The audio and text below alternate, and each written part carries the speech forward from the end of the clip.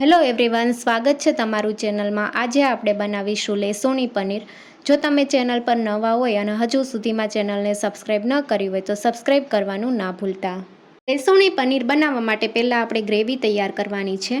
તો ગ્રેવી માટે આપણે સામગ્રી જોઈ લઈશું। એક મીડિયમ સાઇઝના ટમેટાને મોટા ટુકડામાં કાપી લીધું છે, સાથે ડુંગળી, સૂકા મસાલા, 4 થી 5 લસણની કળી, અડધા ઇંચ આદુના ટુકડા, સાથે કોથમીરની ડાળી લીધી છે। શાકનો વઘાર કરવા માટે એક મીડિયમ સાઇઝની ડુંગળીને ચોપરમાં ચોપ કરીને લીધી છે, બારીક કાપેલું લસણ અને 100 ગ્રામ પનીરના પીસ કરી લીધા છે।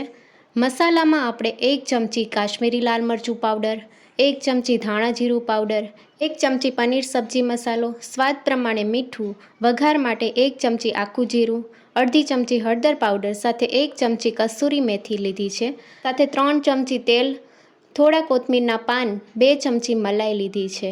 તો બધી સામગ્રી લઈ લીધી છે। હવે પહેલાં આપણે ગ્રેવી તૈયાર કરી લઈશું। ગ્રેવી બનાવવા માટે પેનમાં 2 ચમચી તેલ ઉમેરશું, સાથે 1 ચમચી આખું જીરું, સૂકા મસાલામાં 1 સૂકું લાલ મરચું, 1 તજનો ટુકડો, સાથે 1 તમાલપત્ર અને 2 થી 3 લવિંગ ઉમેરશું।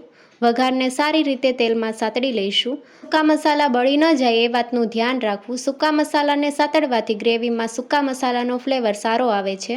4 થી 5 લસણની કળી ઉમેરશું, અડધા ઇંચ આદુના ટુકડા અને 1 મીડિયમ સાઇઝની ડુંગળીને ઊભી સ્લાઇસમાં કાપીને ઉમેરશું અને બધી વસ્તુને સાતળી લઈશું। ડુંગળીનો હલકો કલર ચેન્જ થાય ત્યાં સુધી સાતળી લઈશું। જો તમારે કાજુ ઉમેરવા હોય તો તમે કાજુ પણ ઉમેરી શકો છો। હવે 1 મીડિયમ સાઇઝનું ટમેટું ઉમેરશું। ટમેટાને મોટા પીસમાં કટિંગ કરી લીધું છે। હવે કોથમીરની ડાળી ઉમેરશું।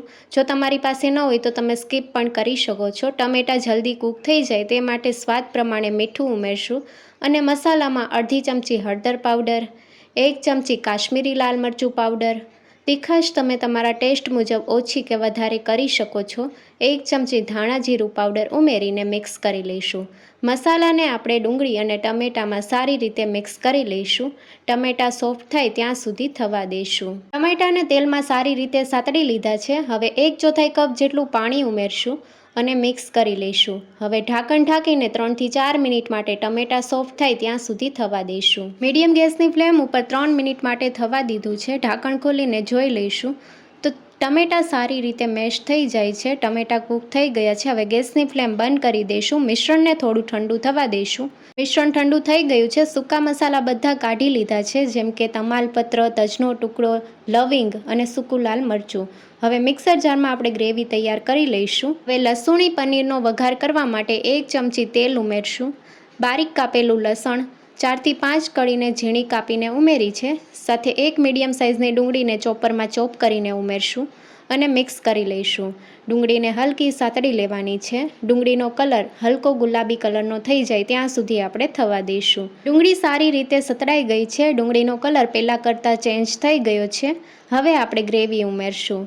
તો ડુંગળી, ટમેટાં, લસણ, આદુની આપણે જે ગ્રેવી તૈયાર કરી છે તે ઉમેરશું અને મિક્સ કરી લઈશું। ગ્રેવીને સારી રીતે સાતળી લઈશું। ગેસની ફ્લેમ મીડિયમ રાખીને સાતળવાની છે।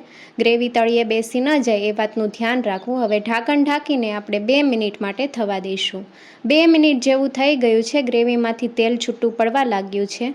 હવે આપણે ગ્રેવીને થોડી પતલી કરવા માટે 1/4 કપ જેટલું પાણી ઉમેરશું। ગ્રેવીને બહુ વધારે પતલી નથી કરવાની। 1/4 કપ એટલે કે 4 મોટી ચમચી જેટલું જ પાણી ઉમેરીને મિક્સ કરી લઈશું।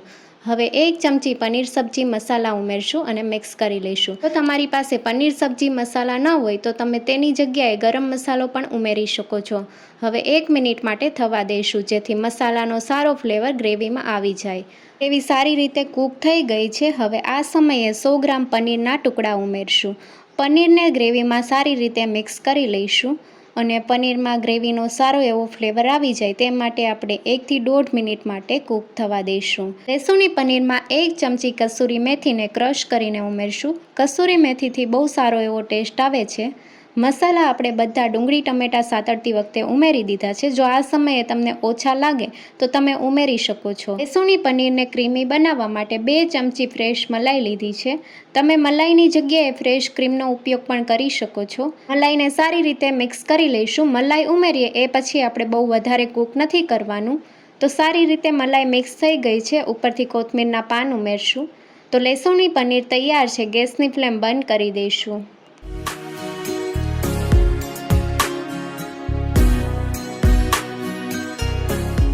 લેસોની પનીરને સર્વિંગ પ્લેટમાં સર્વ કરીશું. તમે પરોઠા અથવા નાન સાથે સર્વ કરી શકો છો. એકદમ ઢાબા પર મળે તેવું લેસોની પનીર તૈયાર છે. નવી નવી રેસીપી જોવા માટે ચેનલને લાઇક, શેર અને સબસ્ક્રાઈબ કરો. Thank you for watching.